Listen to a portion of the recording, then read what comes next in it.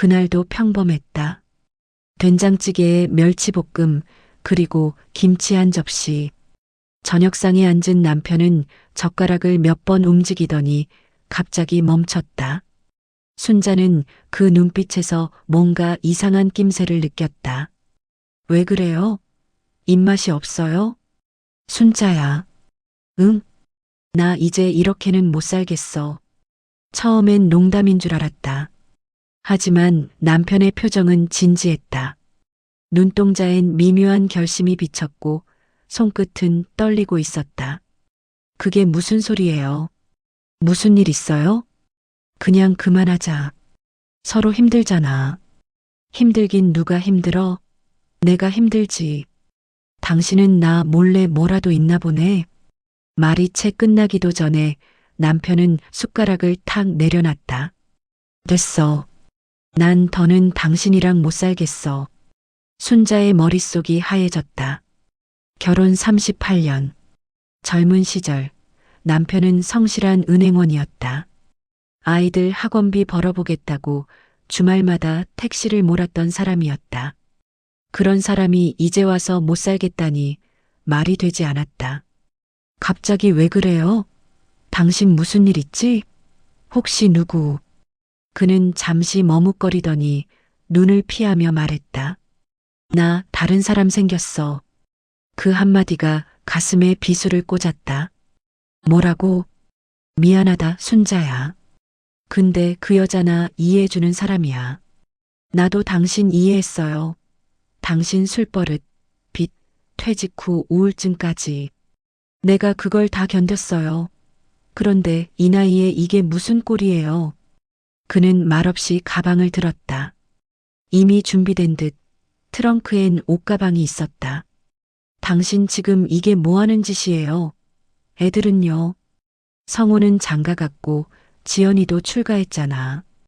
이젠 나도 내 인생 좀 살고 싶어. 순자는 소리를 질렀다. 당신 나이 예순이야. 인생이 어디 또 있어. 미안하다. 근데 나 정말 답답했어. 당신이랑 있으면 숨이 막혀. 그는 신발을 신으며 문 밖으로 나갔다. 순자는 뒤쫓아가 울부짖었다. 당신, 그렇게 나가면 다시는 돌아오지 마. 현관문이 쾅 닫혔다. 그날 이후 세상은 멈췄다. 이틀 뒤 동네에서 수군거림이 시작됐다. 박종식 씨 미용실 여자랑 살던데 나이도 젊다더라. 30대래. 허참 늙어서 미쳤지 미쳤어. 순자는 시장길을 걷다 발걸음을 멈췄다. 손에 들고 있던 배추 한 포기가 떨어졌다. 사람들의 시선이 따갑게 등을 찔렀다. 그녀는 아무 말도 하지 않았다. 그냥 집으로 돌아와 불 꺼진 거실에 앉았다. 남편의 흔적이 남은 모든 것들이 고통이었다. 그가 입던 회색 잠옷, 식탁 위에 놓인 안경, 그리고 그가 마지막으로 마시다 남긴 막걸리 병. 밤이 깊어갈수록 미움은 커졌다. 그 여자랑 행복해봐라. 얼마나 가놔두고 보자. 그 말이 목구멍 끝까지 차올랐지만 소리로 나오지 않았다. 대신 울음이 나왔다. 조용히 끈질기게 새벽까지 이어졌다. 며칠 후 아들 성우가 전화를 걸었다. 엄마 아버지한테 연락했어요? 안 해. 엄마가 그래도 한 번은. 그럴 일 없어. 그 사람은 이제 남이야. 전화를 끊고 순자는 찬물을 들이켰다. 목구멍이 타들어가듯 뜨거웠다. 그때 알았다. 사람이 배신당하면 눈물이 아니라 속이 먼저 불탄다는 걸. 한 달 뒤 등기우편이 도착했다. 이혼 조정 신청서. 보호자란 이름 옆에 박종식이라는 글자가 또렷했다. 펜을 들던 손이 덜덜 떨렸다. 합의 이혼에 동의함. 그 한 줄을 적는데 글씨가 자꾸 번졌다. 눈물 때문이었다. 그래, 끝이다. 이제 진짜 끝. 순자는 그렇게 중얼거리고 도장을 찍었다. 도장이 눌리는 순간 가슴이 무너지는 소리가 들렸다. 그날 밤 순자는 남편의 낡은 잠옷을 들고 마당에 나갔다. 라이터를 켜고 불을 붙였다. 옷감이 타면서 매캐한 냄새가 피어올랐다. 연기 속에서 남편의 얼굴이 보였다. 잘 살아라. 다시는 내 앞에 나타나지 마. 불길이 사그라들자 순자는 무릎을 꿇고 주저앉았다. 손바닥이 시커멓게 그을렸다. 그러나 그보다 더 시커먼 건 마음이었다. 그렇게 그는 떠났다. 그 후로 집안은 싸늘했다. 시계 초침 소리만 들리는 새벽, 순자는 혼잣말을 했다. 사람이 이렇게 쉽게 변할 수 있구나. 그녀는 창문을 열었다. 차가운 겨울바람이 얼굴을 스쳤다. 그 바람 속에서 이상하게도 남편의 목소리가 들리는 듯했다. 순자야, 미안하다. 그녀는 이불을 끌어안고 울었다. 그 울음은 억울함이 아니라 배신감의 울음이었다.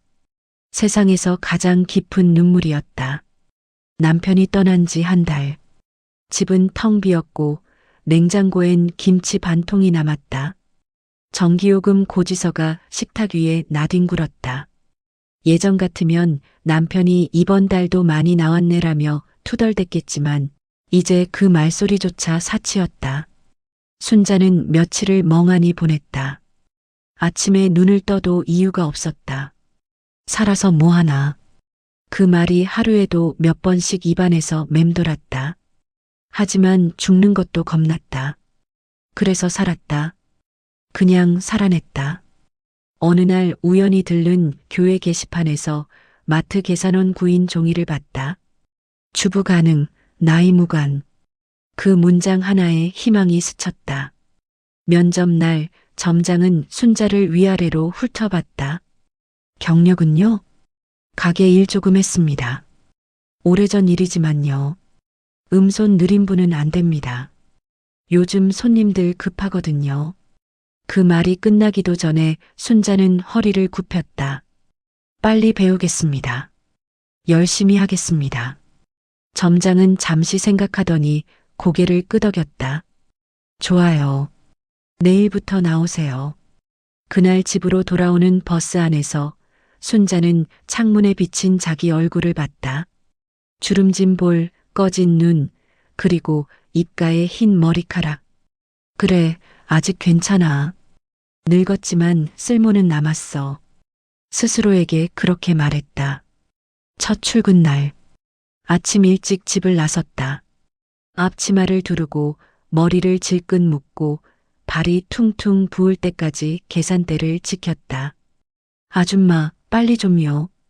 젊은 남자가 카트를 밀며 불평했다. 죄송합니다. 제가 초보라. 이거 초보가 하는 일인가요? 다른 직원 불러요. 그 말에 얼굴이 화끈거렸다. 하지만 아무 대꾸도 하지 않았다.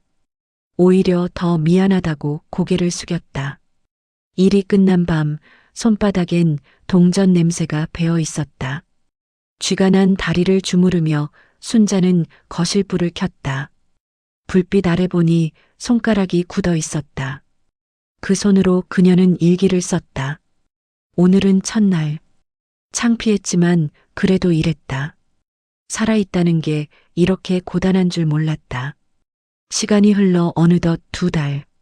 조금씩 일에 익숙해졌지만 손님들의 시선은 여전히 싸늘했다. 요즘 늙은 사람 많네. 이런 일은 젊은 애들이 해야지.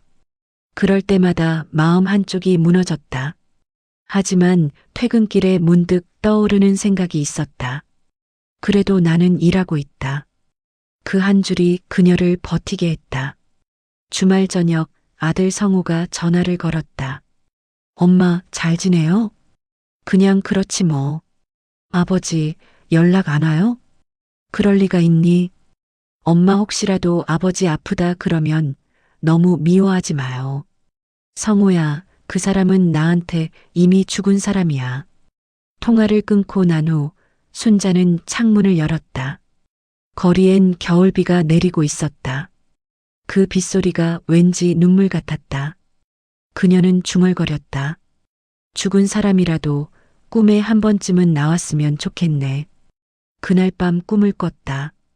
남편이 어두운 방 안에서 말했다. 순자야, 나 좀 데려가줘. 그의 얼굴은 피투성이었다. 순자는 소리쳤다. 싫어. 너는 나버렸잖아. 그러자 그가 사라졌다. 그리고 방 안에 홀로 남은 순자. 눈을 뜨니 새벽 3시였다. 이마엔 식은땀이 흘렀다. 그녀는 다시는 잠들지 못했다. 다음 날 아침 출근길. 시장 입구에서 동네 아줌마가 불렀다. 순자 씨, 종식 씨 소식 들었어? 왜요? 그 여자랑 살던 미용실 여자가 암이라더라. 병원비도 못 내고 죽었다나 봐. 그녀는 아무 말도 하지 않았다. 그저 짧게 대답했다. 그래요. 하지만 마음 한구석이 이상하게 먹먹했다. 그래, 하늘이 벌을 줬구나. 그렇게 생각하면서도 속이 시렸다. 그날 밤 일기를 썼다. 그 여자 죽었다고 한다. 마음이 후련해야 하는데 이상하게 그렇지 않다. 그 사람도 늙고 병들겠지. 나는 아직 이렇게 일하고 있는데. 순자는 펜을 내려놓고 손을 깍지 꼈다. 이제 진짜 혼자구나. 창밖에 가로등 불빛이 흔들렸다.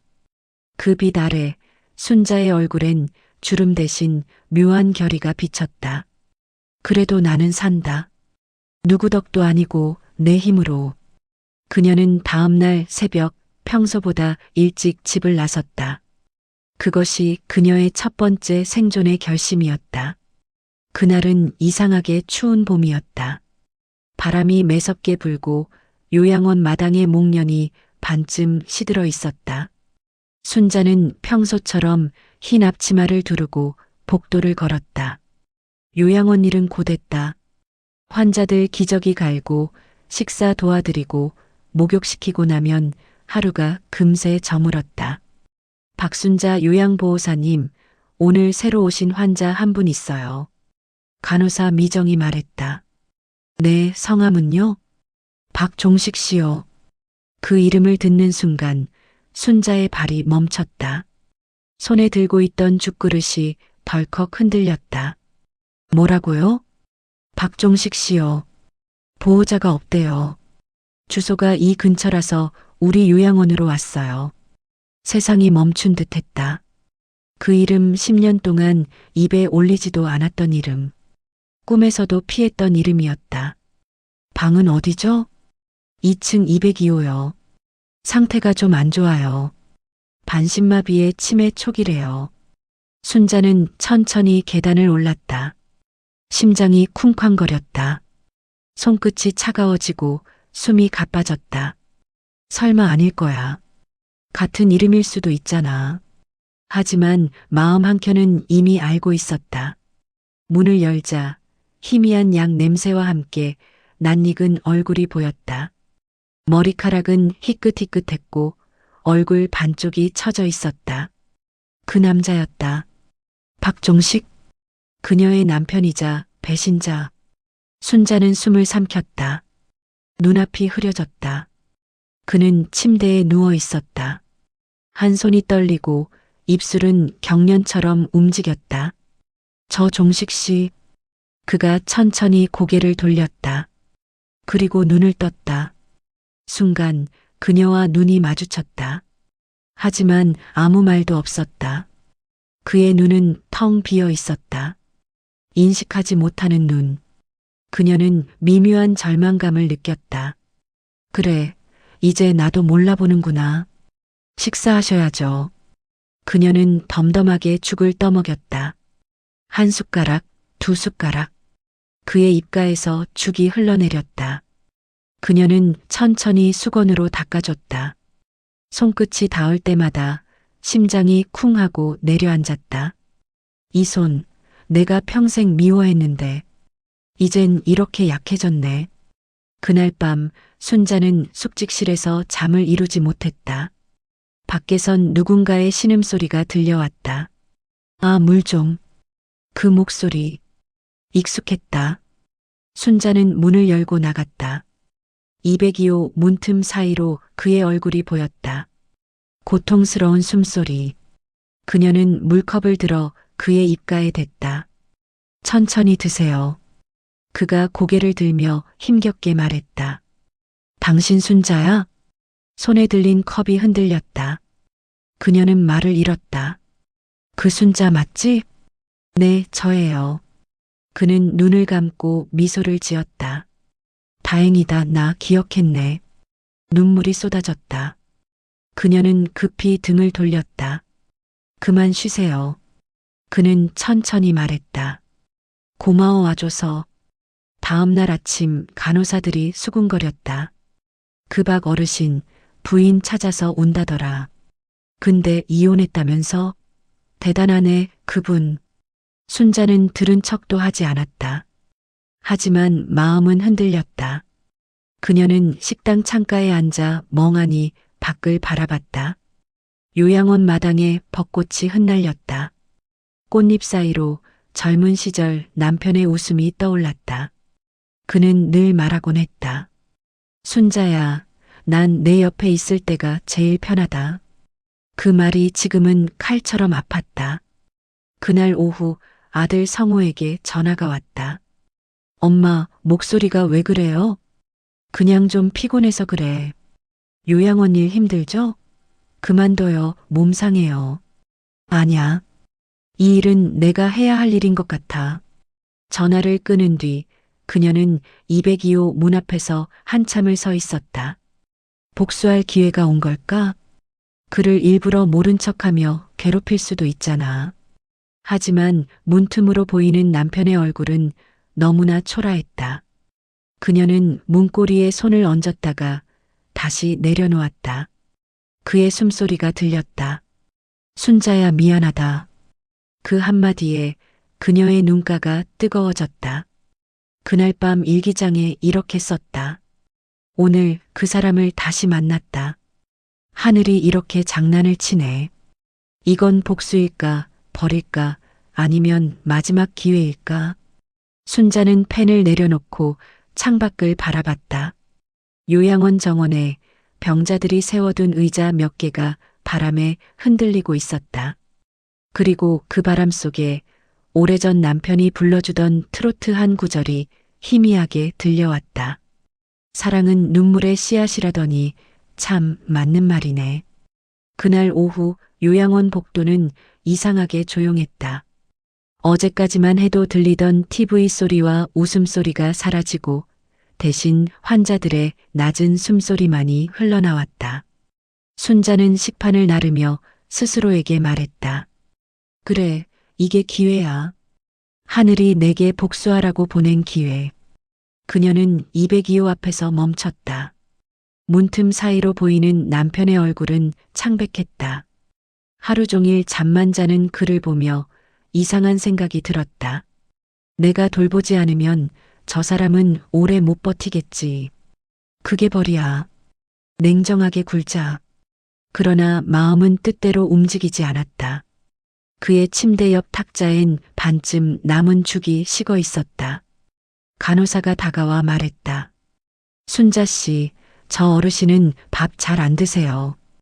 혹시 가족이시면 좀 도와주실래요? 순자는 말없이 고개를 끄덕였다. 숟가락을 들어 그의 입가에 가져다 댔다. 입 벌리세요. 조금만 드세요. 그는 천천히 입을 열었다. 숟가락이 들어가자마자 눈물이 흘렀다. 뜨거워요? 그는 고개를 저었다. 아니, 고맙다, 순자야. 그 순간 숟가락이 멈췄다. 고맙다는 그 한마디가 가슴에 박혔다. 그녀는 애써 웃으며 말했다. 말하지 말고 드세요. 식어요. 하지만 속으론 분노와 연민이 뒤섞였다. 이제 와서 고맙다고? 그때 그 한마디만 했어도 내가 이렇게 살진 않았을 텐데. 며칠 후 요양원에서는 환자 가족이 참석하는 작은 음악회가 열렸다. 자원봉사 학생들이 노래를 불렀고 피아노 소리가 복도를 채웠다. 순자는 환자들 사이를 돌며 손을 잡아주었다. 그런데 누군가의 손이 살짝 그녀의 손을 잡았다. 그였다. 순자야, 노래 좋다. 그는 힘겹게 웃었다. 그녀는 고개를 돌렸다.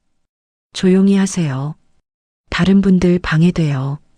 하지만 그 말끝은 떨렸다. 노래는 님은 먼 곳에였다. 님은 먼 곳에 있고 나는 여기 있는데. 가사가 흐를 때마다 눈가가 뜨거워졌다. 그녀는 손을 뿌리치지 않았다. 그의 마른 손이 자신의 손등 위에서 미세하게 떨렸다. 미안하다, 순자야, 나 참 바보였어. 그녀는 아무 대답도 하지 않았다. 대신 천천히 손을 놓았다. 그날 밤 간호사실에서 동료 미정이 물었다. 순자 씨, 진짜 그분 남편 맞죠? 그랬던 사람이지. 근데 그렇게 잘 챙기시잖아요. 나 같으면 안 봐요. 미워서. 순자는 잠시 침묵하다가 말했다. 미움도 시간이 지나면 낡아요. 낡은 미움은 그냥 무게만 남지. 그 말에 미정은 고개를 끄덕였다. 그래도 대단하세요. 사람 그렇게 쉽게 용서 못하잖아요. 순자는 웃지 않았다. 용서한 게 아니에요. 그냥 미워하는 것도 이제 피곤해서.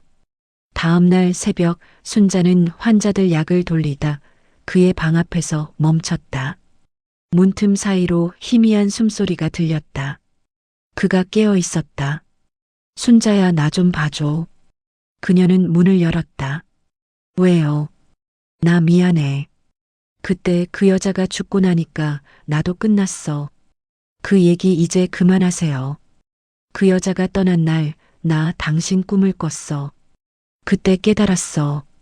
내가 버린 게 여자 하나가 아니라 내 인생이었단 걸. 그녀는 아무 말도 하지 못했다. 그의 눈동자에 어딘가 진심이 있었다. 그러나 그 눈빛은 너무 늦게 돌아왔다. 며칠 후 요양원에서 갑작스런 사고가 났다. 그가 침대에서 떨어져 팔목을 다쳤다. 간호사들이 허둥지둥 달려왔지만 그는 계속 그녀만 찾았다. 순자야, 순자야. 그녀는 급히 달려가 그의 손을 잡았다. 괜찮아요, 종식 씨. 그는 눈을 감고 말했다. 손 좀 잡아줘. 이제 괜찮아. 그 손은 마치 아이처럼 떨리고 있었다. 그녀는 처음으로 그의 손을 꽉 잡았다. 그때 마음 한구석에서 얼음처럼 굳어있던 무언가가 녹아내렸다. 퇴근길 요양원 정문을 나서며 그녀는 하늘을 올려다봤다. 보름달이 떠 있었다. 그 달빛이 요양원 창문을 비추고 있었다.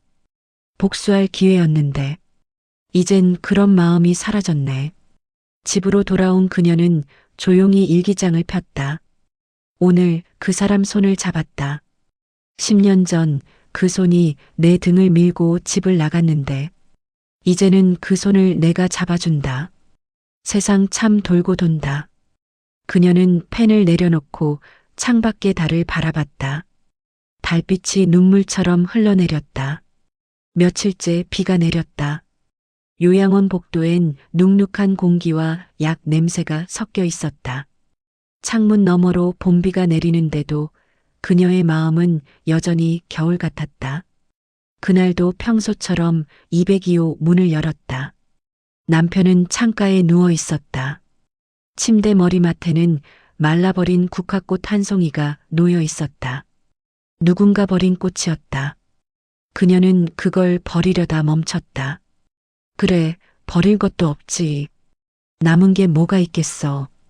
그녀는 조용히 꽃병에 물을 채워 다시 꽂았다. 종식 씨, 일어나세요. 식사하실 시간이에요. 그는 미동도 없었다. 순자는 가까이 다가가 그의 팔을 살짝 흔들었다. 그때 그의 눈이 천천히 떠졌다. 순자야. 그녀는 놀라 그를 바라봤다. 오늘은 내 이름을 제대로 부르네요. 그는 힘겹게 미소를 지었다. 어젯밤 꿈에 당신 봤어. 젊었을 때 모습이더라. 그때 내가 얼마나 나쁜 짓 했는지 다시 보였어. 그녀는 잠시 멈췄다가 의자를 끌어와 그의 옆에 앉았다. 이제 와서 그런 얘기에 뭐해요. 그래도 해야 할 말이 있어. 됐어요. 다 지난 일이에요. 지난 일이라도 나한텐 아직 안 끝났어. 그는 천천히 숨을 몰아쉬었다. 그 여자는 날 좋아한다고 했지만 결국 나도 도망쳤던 거야. 당신 옆에서 책임감이 무거워서 잠시 달콤한 환상에 빠졌던 거지. 그게 내 전부였어. 그녀는 입술을 깨물었다. 책임감이 무거웠다? 그럼 나는요? 당신 없을 때 내가 무슨 꼴로 살았는 줄 알아요? 알아, 이제 알아. 그는 눈을 감았다. 당신이 혼자 마트에서 일한다는 얘기 들었을 때 내가 얼마나 부끄러웠는지 몰라. 그녀는 피식 웃었다. 이제 와서 부끄럽대. 참 쉽죠? 그래도 미안하다고 말하고 싶었어. 그 순간 그녀의 손등 위로 그의 손이 닿았다. 뜨겁지도 차갑지도 않은 미묘한 온도. 그 손이 덜덜 떨렸다. 나 용서해 줄 수 있어? 그녀는 대답하지 않았다. 그 대신 손을 천천히 빼냈다. 지금은 그럴 자격도 여유도 없어요. 그날 밤 순자는 요양원 뒷마당을 걸었다. 빗방울이 머리카락 사이로 흘러내렸다. 한참을 걷다 벤치에 앉았다. 마음속에 복잡한 생각이 들끓었다. 용서라니 도대체 왜 하필 이제 와서. 하지만 눈을 감으면 그가 누워있던 초라한 모습이 떠올랐다. 그녀는 자신에게 말했다. 그 사람을 미워하는 게 나를 더 괴롭히는 일일 수도 있겠구나. 다음 날 의사는 순자에게 말을 걸었다. 박 어르신, 상태가 조금 좋아졌어요. 그런데 자꾸 순자 씨 얘기를 하네요. 기억이 돌아오는 것 같기도 하고요. 순자는 그 말을 듣고도 표정을 숨겼다. 그렇군요. 아직 완전히는 아니지만 인지 반응이 조금씩 깨어나고 있어요. 그녀는 병실로 들어가 그의 이불을 고쳐 덮어주었다. 그는 느릿하게 눈을 떴다. 순자야, 나 옛날 생각 많이 나. 무슨 생각이요? 결혼식 날 당신 얼굴. 그날 내가 세상 다 가진 것 같았어. 그럼 왜 버렸어요? 그때는 그게 나를 살리는 길인 줄 알았어. 그녀는 한숨을 쉬었다. 살려는 게 아니라 도망친 거예요. 그래, 도망쳤지. 그런데 결국 다시 돌아왔네. 이 꼴로라도 다시 돌아왔어. 그녀는 그 말에 목이 메었다. 그의 눈가엔 진심이 있었다. 진심은 늦었지만 진심이었다. 며칠 뒤 아들 성우가 요양원을 찾았다. 엄마, 아버지 괜찮으세요? 조금 나아졌어. 그럼 이제 용서해 줄 거예요? 그녀는 잠시 대답을 망설였다. 그건 모르겠다. 근데 이상하게 미워하는 마음이 예전 같진 않아. 성우는 고개를 끄덕였다. 그게 용서의 시작 아닐까요? 그녀는 아들의 말을 곱씹었다. 용서의 시작. 그 단어가 마음에 오래 남았다. 밤이 깊었다. 요양원 창문 틈 사이로 별빛이 들어왔다. 그녀는 그의 침대 옆 의자에 앉았다. 그는 잠든 듯 조용히 숨쉬고 있었다. 그녀는 조용히 그의 손을 덮었다. 이젠 미워하는 것도 힘들어요. 그냥 평안하게 있으세요. 그 말에 그가 천천히 눈을 떴다. 고마워, 순자야. 그는 미소를 지었다. 그 웃음은 젊은 시절 그가 집을 나서기 전 마지막으로 지었던 웃음과 닮아 있었다. 그녀의 눈에서 눈물이 떨어졌다. 하지만 이번엔 슬픔이 아니라 안도의 눈물이었다. 며칠 동안은 평화로웠다. 요양원 복도에 햇살이 길게 비치고 창가의 화분엔 새싹이 돋았다. 남편의 상태도 조금씩 나아지는 듯했다. 그는 매일 그녀를 부르며 조용히 이야기를 나눴다. 순자야, 오늘은 비 안 오네. 그러게요. 따뜻해졌어요. 이런 날엔 예전처럼 산책 가고 싶다. 그녀는 그 말에 잠시 미소를 지었다. 이젠 안 되죠. 다리에 힘이 없잖아요. 그럼 당신이 끌어줘. 나 그때처럼 당신 뒤만 따라갈게. 그녀는 그 말에 가슴이 저릿했다. 그렇지만 그런 날들은 다시 오지 않을 것을 알고 있었다. 그날 오후 요양원에 낯선 여자가 찾아왔다. 중년의 얼굴, 검은 코트, 그리고 묘하게 낯익은 눈매. 저 혹시 박종식 어르신 가족분이신가요? 간호사에게 묻는 여자의 목소리에 순자가 고개를 들었다. 아니요, 저는 간병인인데요. 혹시 누구신지. 저 그 사람의 딸이에요. 그 순간 순자의 숨이 멎었다. 네, 그 여자가 죽기 전에 낳은 아이예요. 요양원 복도에 짧은 정적이 흘렀다. 그녀는 말을 잃었다. 잠시만요, 무슨 말씀이세요? 저 어머니 돌아가시기 전에 들었어요. 박종식 씨가 제 아버지라고. 그래서 연락처를 찾아 여기 왔어요. 그 말이 머리를 때렸다.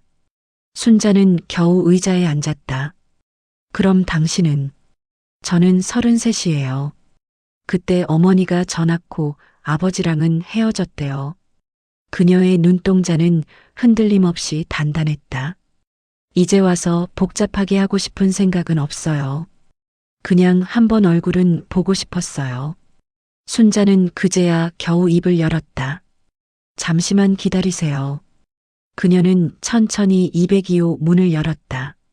남편은 창가를 보고 있었다.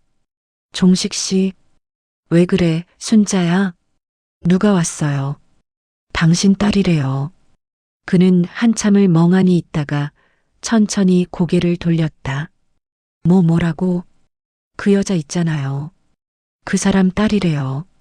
그의 얼굴이 순식간에 굳었다. 입술이 떨리고 손이 허공을 더듬었다. 그럴 리가 아니야. 그 여자가 그런 말 안 했는데. 그 여자가 안 했어도 세상은 기억하죠. 그는 한참 동안 숨을 몰아쉬었다. 그 애 지금 어딨어?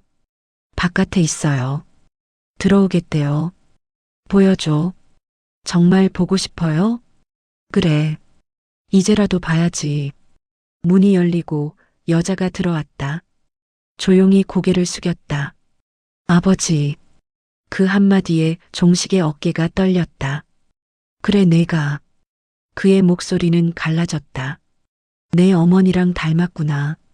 그 말 듣고 싶지 않았어요. 미안하다. 그 말 너무 늦었어요. 순자는 두 사람을 바라봤다.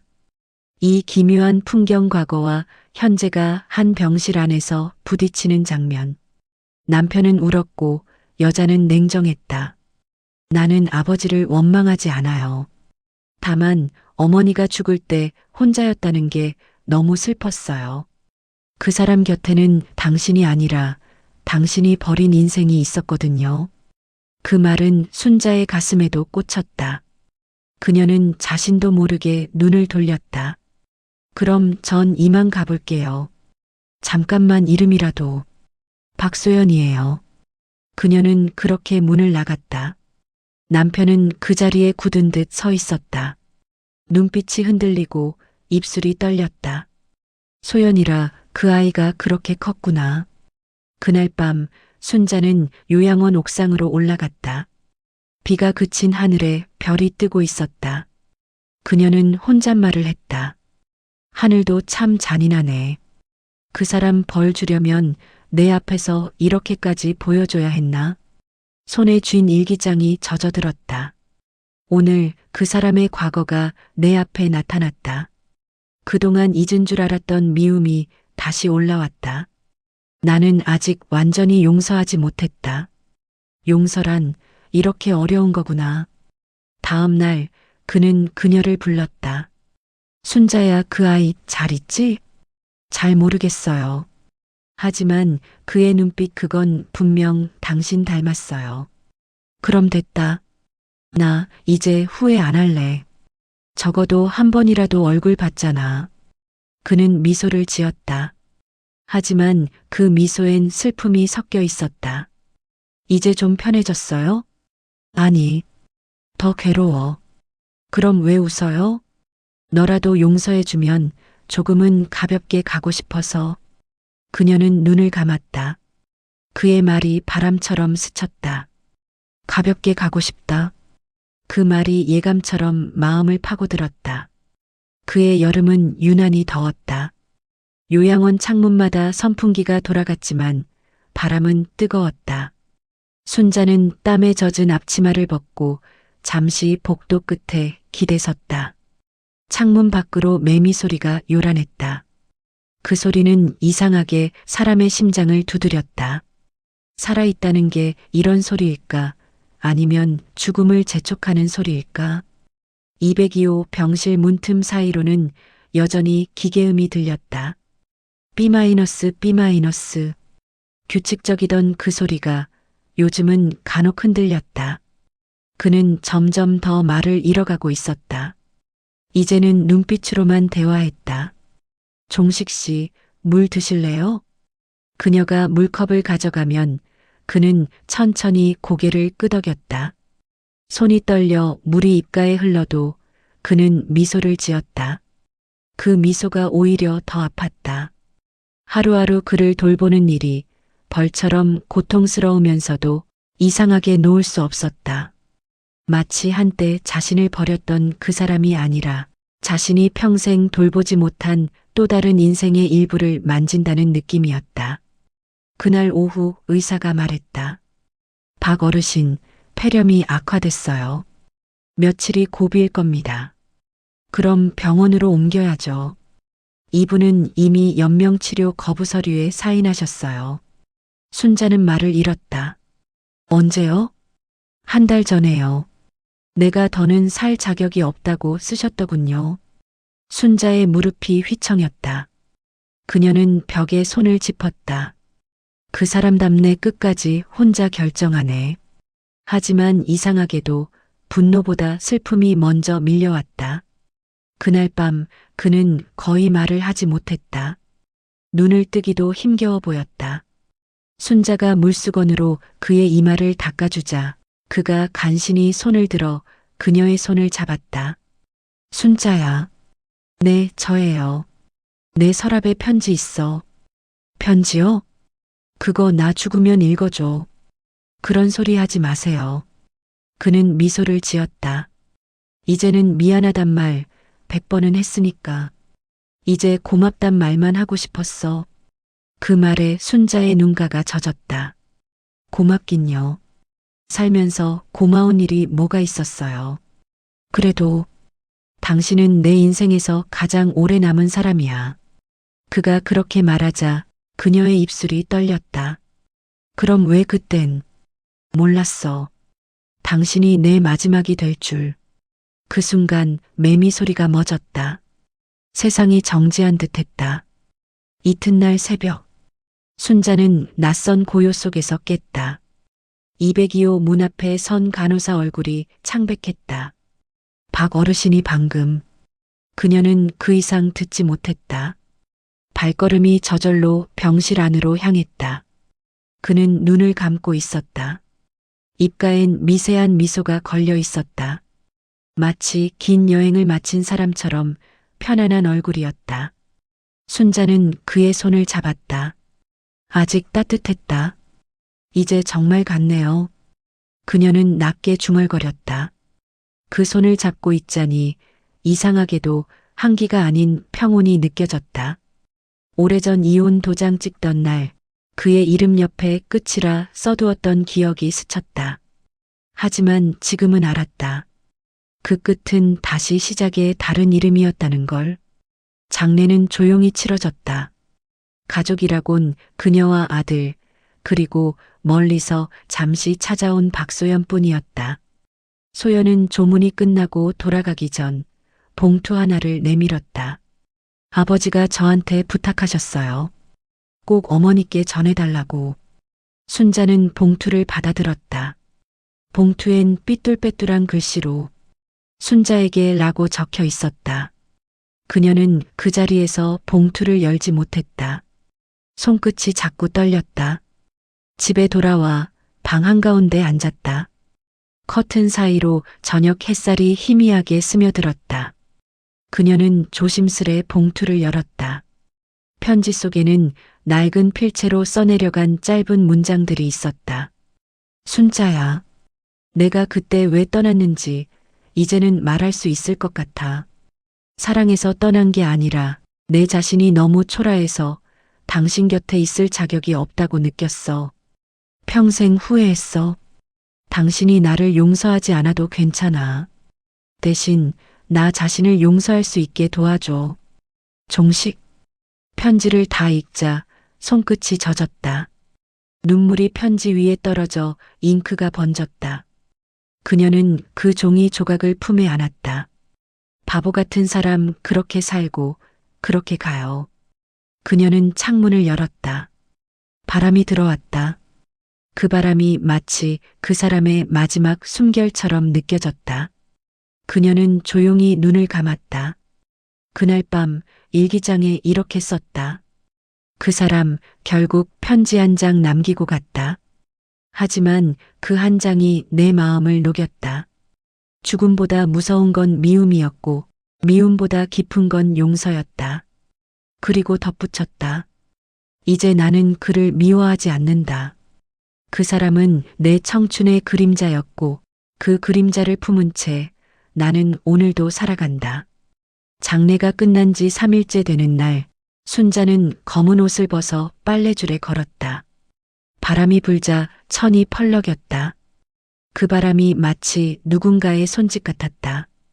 요양원 복도는 여전히 조용했다. 간호사들이 낮은 목소리로 인사를 건넸다. 수고 많으셨어요, 순자 씨. 이제 조금은 쉬세요. 그녀는 웃으며 고개를 끄덕였지만 마음은 비어 있었다. 밤이 되면 문득 병실 쪽에서 그 사람의 숨소리가 들리는 것 같았다. 순자야. 그 목소리가 귀에 맴돌았다. 꿈속에서도 그는 늘 같은 말을 했다. 고마웠다. 그 말이 오히려 고통이었다. 며칠 뒤 순자는 책장 위에서 오래된 앨범 하나를 발견했다. 먼지가 수북하게 쌓인 결혼식 사진 앨범이었다. 표지를 닦아내자 1984.3 15박종식 박순자라고 적혀 있었다. 그녀는 천천히 앨범을 넘겼다. 흰 드레스를 입은 자신, 검은 양복에 땀에 젖은 이마를 닦던 젊은 그 남자. 그리고 그날의 사진 뒤편엔 낯선 글씨가 연필로 흐릿하게 적혀 있었다. 순자야, 너 없으면 나는 아무것도 못해. 그걸 평생 잊지 말자. 그 문장을 본 순간 그녀는 앨범을 품에 안고 울었다. 울음은 짧았지만 깊었다. 눈물이 아닌 한숨에 가까운 울음이었다. 다음 날 그녀는 작은 가방 하나를 챙겼다. 버스를 타고 한참을 가서 옛 동네에 내렸다. 30년 전 그와 함께 살던 오래된 골목이었다. 빨랫줄 위엔 새 양말이 널려 있었고 길모퉁이 구멍가게는 아직도 있었다. 어머, 순자 씨 아니에요? 낯익은 목소리에 고개를 돌리니 이웃이었던 김 여사가 서 있었다. 세상에, 정말 오랜만이네. 그분은 잘 가셨어요? 예, 편히 갔어요. 그랬구나. 그래도 마지막은 순자 씨 덕에 편히 갔을 거야. 그녀는 잠시 웃었다. 글쎄요. 나는 아직도 잘 모르겠어요. 용서란 게 뭐였는지. 그런 게 어디 있어. 그냥 지나가는 세월이 대신 용서해 주는 거지. 그 말에 순자는 고개를 끄덕였다. 그래, 시간이야말로 유일한 중재자였다. 골목 끝 그들이 살던 옛집은 이미 허물어져 있었다. 대신 빌라가 들어서 있었고 그 자리엔 작은 커피숍 간판이 걸려 있었다. 순심다방. 그녀는 문을 열었다.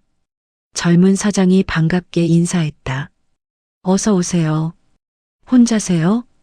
예, 잠깐 추억 여행 중이에요. 그녀는 창가 자리에 앉았다. 그 자리 옛날 그가 늘 신문을 읽던 자리였다. 커피 향이 코끝을 스쳤다. 그녀는 창밖을 바라보며 중얼거렸다.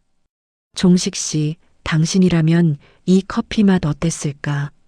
대답은 없었지만 햇살이 유리잔 위로 부서져 내렸다. 그 빛이 꼭 누군가의 미소 같았다. 커피값을 계산하려는데 젊은 사장이 물었다. 손님, 여기에 자주 오세요? 오늘이 처음이에요. 하지만 예전에 이 자리에 살았어요. 그래요? 여긴 원래 오래된 집이었대요. 공사할 때 벽 안에서 오래된 사진이 나왔었어요. 그가 서랍에서 낡은 사진 한 장을 꺼냈다.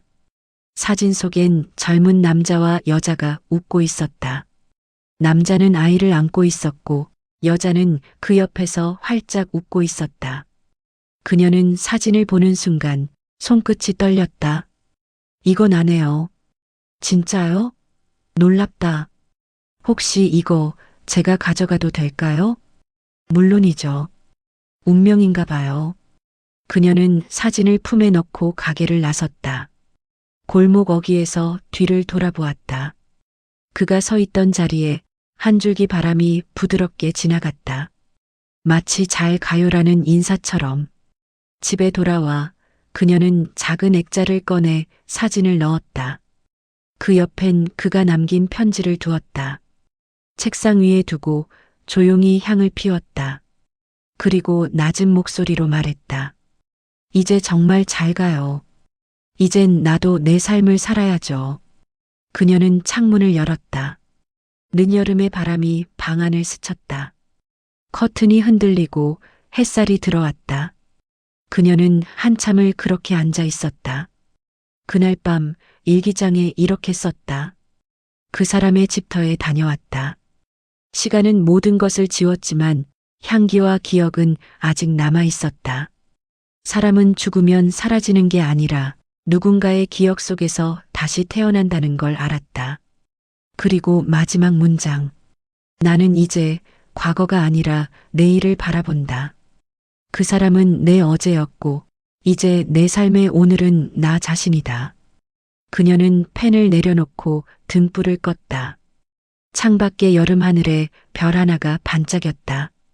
그 별빛은 마치 오래전 잊은 이름을 부르는 듯 조용히 따뜻하게 빛나고 있었다. 가을은 생각보다 빨리 찾아왔다. 요양원 담장 너머 감나무엔 주황빛 열매가 매달렸다. 그녀는 여전히 이른 아침에 눈을 떴다. 이제 더 이상 202호 문 앞을 서성이지 않았지만 습관처럼 복도 끝 창문을 열어 바람을 맞았다. 차가운 공기 속에서 희미하게 들려오는 새소리가 낯설지 않았다. 그녀는 요양원 일을 정리하고 동네 복지관에서 일하기 시작했다. 하루에 4시간 어르신들 식사 돕고 말벗 되어주는 일. 처음엔 남편이 있던 병실 냄새가 떠올라 힘들었지만 사람들의 웃음소리가 점점 마음의 구석을 따뜻하게 채워줬다. 박 선생님, 오늘 반찬 맛있네. 순자 씨, 김치 담그는 손맛이 아직 살아있어. 그녀는 웃으며 대답했다. 그럼요. 살아있는 손이잖아요. 그녀의 목소리는 이전보다 부드러워졌다. 웃음 속엔 여유가 말끝엔 평화가 있었다. 마음속에서 오래된 비바람이 조금씩 잦아들고 있었다. 복지관 앞 화단엔 코스모스가 만개했다. 하얗고 분홍빛 꽃잎들이 바람에 흔들릴 때마다 그녀는 문득 남편의 웃음소리가 들리는 듯했다. 순자야, 이 꽃 예쁘다. 그녀는 속삭였다. 응, 당신이 좋아하던 색이에요. 그날 오후 복지관에서 봉사하던 대학생 하나가 그녀에게 물었다. 할머니, 결혼하셨어요? 그녀는 잠시 멈췄다가 미소를 지었다. 했었죠. 그 사람, 이제 하늘 날아갔어요. 보고 싶으세요? 이상하게도 이젠 그냥 고맙다는 생각이 들어요. 그 사람이 없었으면 지금의 나도 없었을 테니까. 학생은 고개를 끄덕이며 말했다. 할머니 말 참 예쁘네요. 예쁘게 살아야 오래 살아. 그게 내 철학이에요. 그녀의 말에 복지관 안이 환하게 웃음으로 물들었다. 그날 저녁 순자는 집에 돌아와 거울을 바라봤다. 주름진 얼굴, 그러나 눈빛은 맑았다. 나 아직 살아있네. 혼잣말을 하며 불을 켰다. 책상 위에는 여전히 남편의 편지와 사진이 있었다. 이젠 눈물 대신 미소로 바라볼 수 있게 되었다. 그녀는 조용히 사진을 들어 말했다. 당신, 나 괜찮아요. 이젠 혼자서도 밥 잘 먹고 잠도 잘 자요. 그 순간 창문 틈으로 바람이 불어왔다. 책상 위의 편지가 살짝 흔들렸다. 그녀는 미소를 지었다. 알아요. 대답 안 해도. 가끔은 요양원으로부터 전화가 왔다. 박 선생님, 환자분들 새로 오셨어요. 도와주러 오시겠어요? 그녀는 늘 그렇게 답했다. 그럼요. 사람 돌보는 일, 그게 내 일이죠. 환자들을 돌보며 그녀는 자신을 본다. 누군가는 지금의 자신처럼 사랑을 잃고 누군가는 미움 속에 늙어가고 있었다. 그녀는 손을 잡아주며 말했다. 괜찮아요. 이 세상에 혼자 남은 사람은 없어요. 그 말을 하며 자신이 진심으로 그 뜻을 믿게 되었다. 겨울이 오기 전날 그녀는 복지관 문 앞에 작은 메모를 붙였다. 살아있다는 건 누군가를 용서하고 또 사랑할 수 있다는 뜻입니다. 박순자. 사람들이 그 메모를 보고 웃었다. 역시 박 선생님 글씨도 예쁘네요. 이 말 마음에 새길게요. 그녀는 조용히 미소를 지었다. 이제야 진짜 살아있구나. 그날 밤 일기장에 이렇게 썼다. 오늘도 사람들과 웃었다. 예전에 나는 남편이 없는 세상을 견디기 위해 살았지만 이제의 나는 나 자신을 위해 산다. 사람을 미워하던 손으로 오늘은 누군가의 손을 잡았다. 이게 바로 인생의 기적이다. 그리고 마지막 줄. 용서란 그를 위한 게 아니라 나를 위한 거였다. 이제 나는 그를 보내고 나를 살린다. 그녀는 펜을 덮고 창문을 열었다. 밤하늘엔 눈이 내리고 있었다. 그 눈발 속에서 오래전 남편의 목소리가 들리는 듯했다. 순자야, 잘 살아. 그녀는 고개를 끄덕였다. 그래요, 나 잘 살게요. 이번엔 정말. 그녀는 불을 끄고 누웠다. 눈이 내리는 소리 속에서 마음이 따뜻하게 녹아내렸다. 겨울이 지나고 봄이 돌아왔다. 마을 복지관 앞 화단엔 수선화가 고개를 들었고 하늘은 유난히 맑았다. 순자는 커피포트를 끓이며 창문을 열었다. 새들이 지저귀었다. 그 소리가 낯설지 않았다. 그녀의 나이 이제 73. 몸은 조금 느려졌지만 손끝의 감각은 여전히 따뜻했다. 복지관의 사람들은 여전히 그녀를 순자 선생님이라 불렀다. 누군가는 그녀를 할머니라 불렀고 또 누군가는 엄마 같다고 말했다. 그녀는 그 말이 좋았다. 엄마 같다. 그건 다시 누군가를 품을 수 있다는 뜻이니까. 어느 날 복지관 봉사자 중 한 명이 말했다. 순자 선생님, 글 좀 가르쳐 주시면 안 돼요? 그녀는 웃으며 말했다. 글이요? 네, 저희 어르신들 편지 쓰고 싶어 하세요. 근데 다들 방법을 모르시거든요. 그 말에 순자는 잠시 멈췄다. 편지. 그 단어가 마음을 건드렸다. 그날 저녁 그녀는 종이와 펜을 챙겨 복지관으로 갔다. 하얀 머리의 어르신들이 줄지어 앉아 있었다. 자, 편지는 마음을 쓰는 거예요. 글씨 잘 쓰려고 하지 말고 그냥 생각나는 대로 써보세요. 그녀는 천천히 말했다. 누구에게 써볼까요? 옛날 남편한테요. 손주한테요. 하늘 날아간 아내한테요. 그녀는 고개를 끄덕였다. 좋아요. 그럼 마음부터 꺼내보세요. 그 말이 끝나자 방 안이 조용해졌다. 볼펜 소리가 하나둘 들렸다. 그리고 문득 그녀 자신도 펜을 들고 있었다. 누구에게 쓸까 망설이다가 종이 위에 한 글자씩 적었다. 종식 씨에게. 봄이에요. 당신이 떠난 지 3년이 됐어요. 이제는 미움도 눈물도 다 녹았어요. 당신이 없던 시간들이 오히려 나를 단단하게 만들었어요. 나는 여전히 누군가의 손을 잡고 밥을 짓고 당신이 미워하던 세상 속에서 웃고 있어요. 당신이 준 상처로 내가 자랐고 당신이 남긴 편지로 내가 살아갑니다. 그래서 이제 당신을 원망하지 않아요. 당신은 내 인생의 겨울이었고 나는 그 겨울을 지나 봄이 됐어요. 순자. 글씨가 삐뚤었지만 이상하게 예뻤다.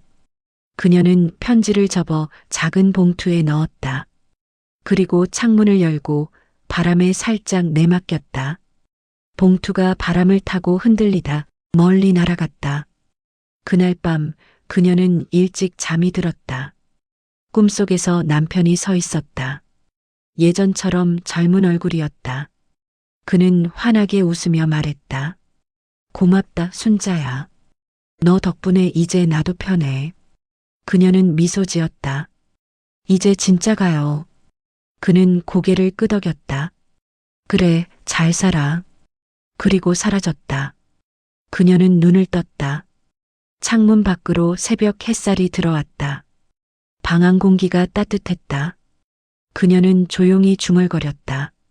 그래요, 나 오늘도 잘 살아볼게요. 며칠 뒤 복지관 게시판에는 새 글귀가 붙었다. 용서는 누군가를 구원하는 일이 아니라 나를 다시 태어나게 하는 일이다. 박순자. 그 글귀 아래에는 오늘도 고맙습니다, 순자 선생님.